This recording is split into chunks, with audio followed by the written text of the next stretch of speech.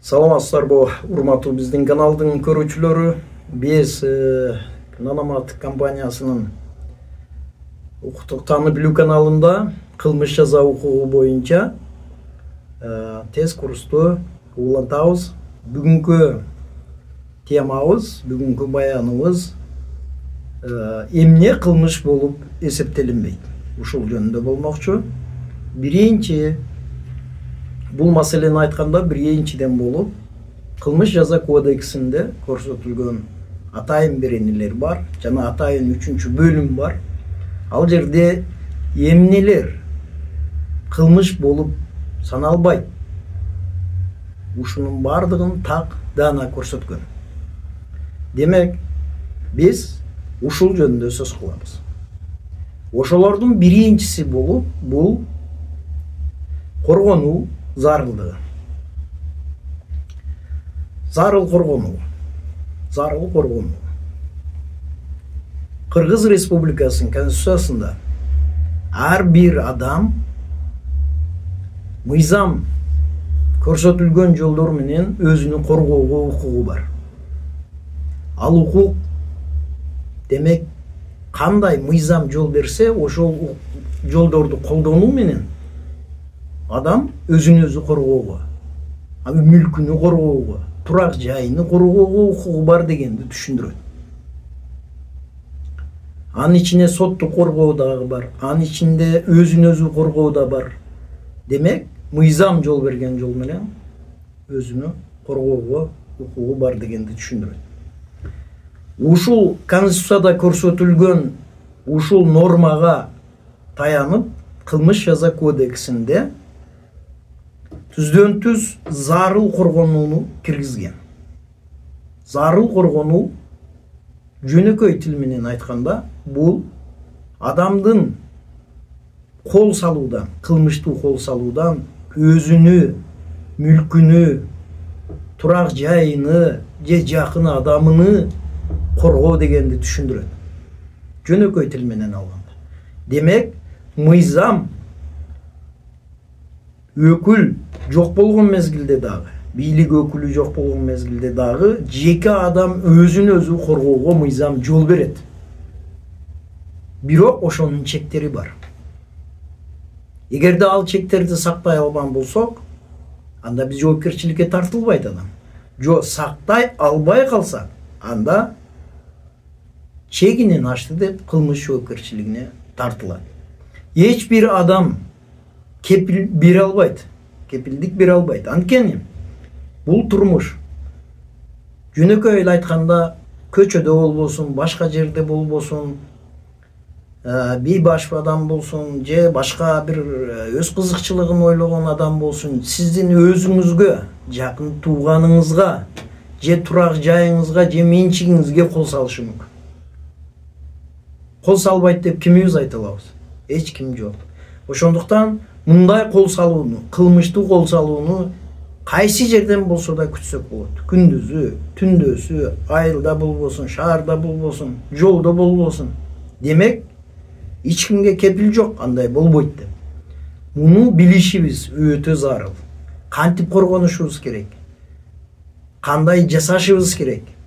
Эмнени кылышыбыз керек? Ошондуктан бул эрежелерди бирөө ар бир адамга өтө орчундуу болуп эсептелинет. Андай болбосо аягы кылмыш жоопкерчилиги менен аяктап калышы мүмкүн. Демек, коргонуу кандай тартипте болуш керек? Мыйзамда түз көрсөтүлбөсө дагы, мыйзамда эми жалпысына эле белгилеп кетет, кол салуу менен коргонуу шайкеш келиш керек. Бирок ал шайкеш деген сөз эмнени түшүндүрөт? Кайсы убакта шайкеш келет деп айтсак болот. Шайкеш келди деп айтсак болот. Бул өтө маанилүү. Шайкеш болуш үчүн 4 эрежени карап чыгышыбыз керек. Биринчиси бул ошол кол салуунун реалдуу болуш, анык болуш.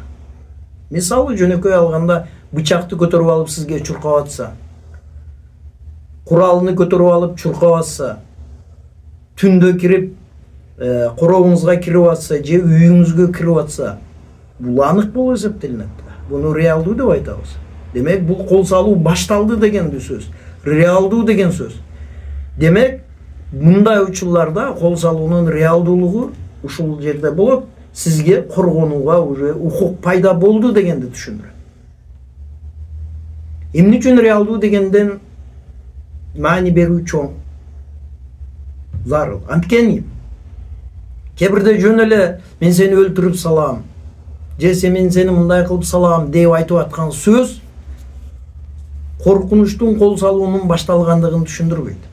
Анткени бүгүнкү күндө бардыгыбыз эле өлтүрүп салабыз, сындырып салам, же болбосо мындай кылып салам, же үй бүлөңдү мындай кылам деген коркунучтуу сөздөрдү айтышы мүмкүн. Бирок мыйзамда бул кол салуунун реалдуулугун түшүндүрбөйт. Ушуну билишиңиз керек.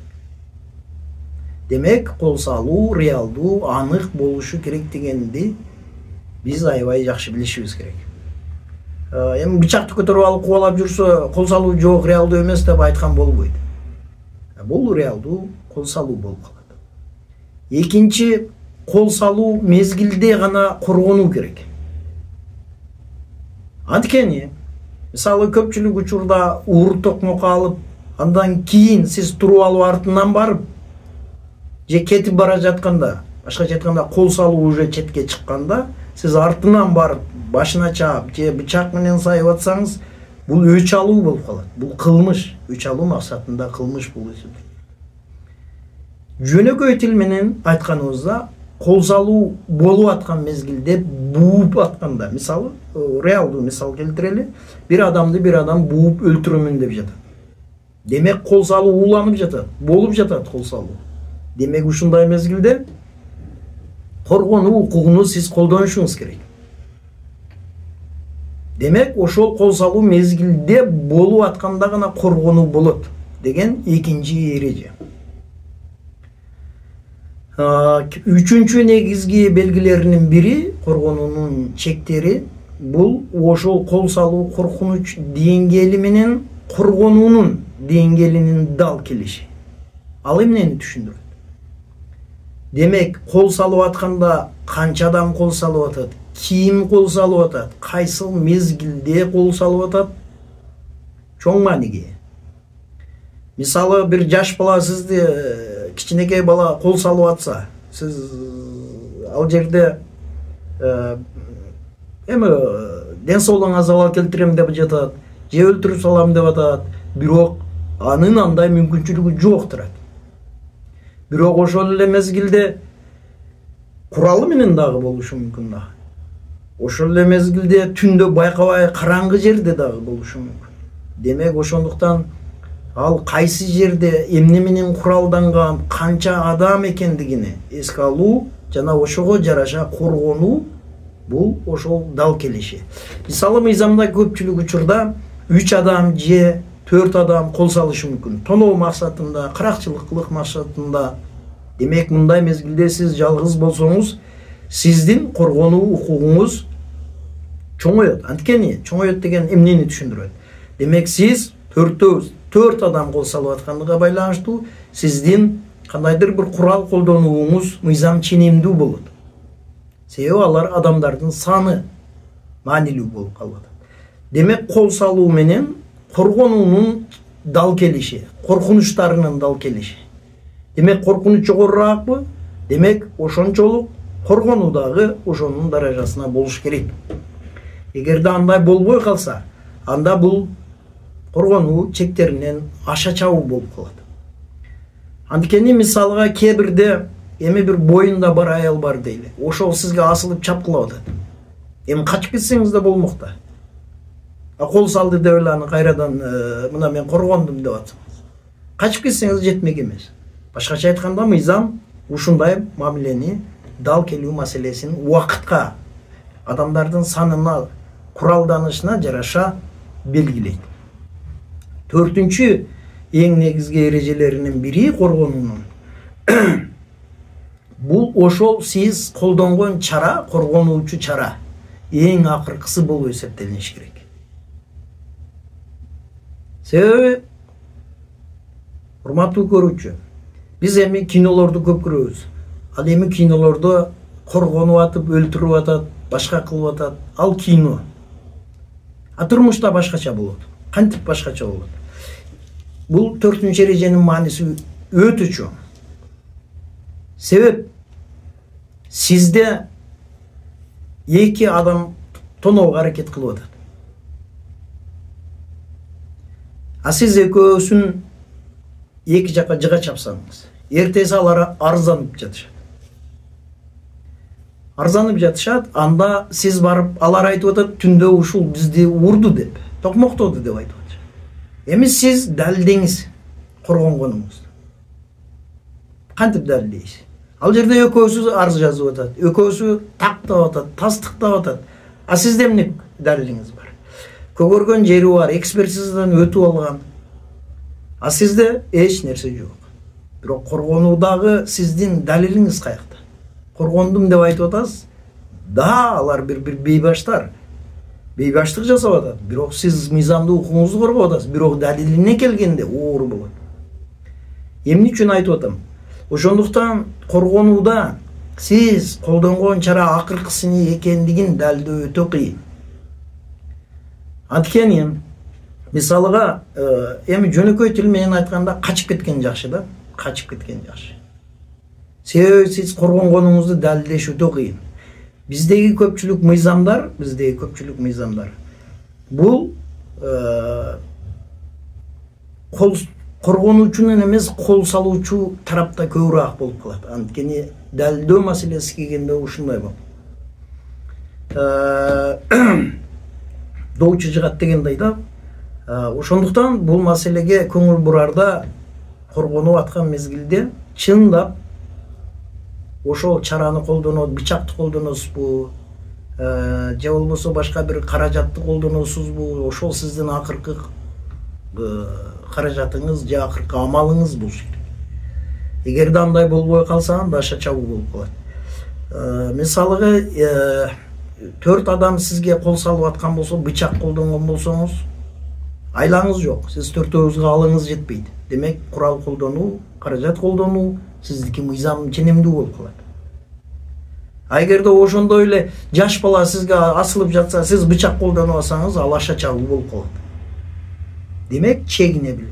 Ал эми турмушта ошондой чегини билүү, анын даражасын шайкеш келишини билүү өтө кыйын. Анткени мындай окуялар өтө тез болот да.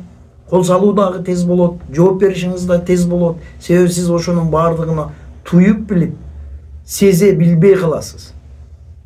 Ошол мезгилде адам өзүнү көзөмөлдөп, аракетин, аң сезимин, ой жүгүртүүн көзөмөлдөп өтө кыйын болот. Ошондуктан аша чаап кетүү ушунун келип чыгышы мүмкүн. Биз практикада, тажрыйбада канчалаган ушундай көрөбүз. Коргонуп жатып, бирок коргонуусуну далилдей албай, атайлап жасаган кылмыш катары адамдар жоопкерчиликке тартылып кетет. Ошондуктан мүмкүн болушунча ошол нерсеге четте болууга, четтеп кетүүгө аракет жасашыңыздар керек. Жасаш керек. Мисалы качып кете турган мүмкүнчүлүк болсо качып кетиңиз. Бурулуп өтө турган болсо бурулуп өтүп кетиңиз. Алдай турган жагдай болсо алдап кетиңиз. Ошол кол салуудан эттеп чыгуу максатында да. Анан эми кол салып атат деп эле бул өзүнчө кылуу өтө туура эмес, жыйынтыктарга келип калышы мүмкүн. Бирок акыркы жылдары биздин мыйзамдарда коргонуучуга карата мыйзамдар жакшы өзгөрүп баратат. Ошолордун бири мына 97-жылы 2021-жылкы кылмыш жаза кодексинде өзгөчө жакшы нормалар кирген. Бул деген сөз, мисалы турак жайга киргенде сиздин кандай гана өлүмгө чейин алып барылган жыйынтыктагы коргонууңуз ал кылмыш болуп саналбайт дегенге ушундай нормаларды киргизилген. Жана ошондой эле жанагыдай кокустан болгон кол салуудан коргонууду дагы өз чегинде болсо кылмыш болуп эсептелинбейт деп киргизген. Башкача айтканда, мисалы түндө караңгыда бир бурчта же болбосо караңгы подъездде кол салган адам, эми сиз аны баамдап сезе билишиңиз өтө кыйын. Ошондой мезгилде коргонгон чараңыз кандай болгон күндө дагы, эмне жыйынтык алып келсе дагы мыйзамдуу дегенди бүгүнкү күндө мыйзамга киргизип койгон. Ошол эле жанагы мен дагы бир кайталап айтам, турак жайга болгон маселеде дагы эгерде баягы түндө үйүнө кирип кол салып ушундай мезгилде сиздин колдонгон чараңыздын бардыгы мыйзам ченемдүү деген жыйынтыкка алып келген. Демек кээ бирки ушул жерде өзгөчөлүк башка чет өлкөлүк мамлекеттерде ушундай эме бар, көпчүлүк коргонуучуга карата ыңгайлашкан мыйзамдар көбүрөөк. Жана мен айткандай аңдап, сезе билип, ошого жараша ылайыктуу, шайкеш келген коргонуу жолуну тандаш өтө кыйын. Кээ бирде ачуу калтырабыз, кээ бирде байкабай, аңдабай калабыз. Кээ бирде коркунуч бар, коркуп кетесиң, эмненин колуңа кирсе чаап саласың. Ушундай нерсе. Ошондуктан 4 эрежени коргонууда ошо кол салуунун анык болушу, чыныгы бу реалдуу болушу. Экинчи, ошо кол салуу менен коргонуунун ыкмаларынын бири-бирине дал келиши. Үчүнчү, ошол жагдай, ким, канча адам кол салып жаткандыгы, жана ага карата ким жооп берип жаткандыгы, жана ошол сиз колдонгон чаранын, коргонуу чарасынын эң акыркысы, башка жолу жок экендиги, бул ошол коргонуунун мыйзамдуу экендигин түшүндүрөт. Акыркы мыйзамда дагы өзгөчөлүк ушул курал менен кол салган адамдар жана ошондой эле адамдардын тобу тарабынан кол салган адамдар кол сала турган болсо, ошол мезгилде коргонуу бул мыйзамдуу болуп саналат, если сиз курал жаракты колдонуп ошолордон өзүңүздү коргосоңуз. Ошондой эле бул зарыл коргонууда сиз дагы бир нерсени билишиңиз керек, бул өзүңүз үчүн эле эмес.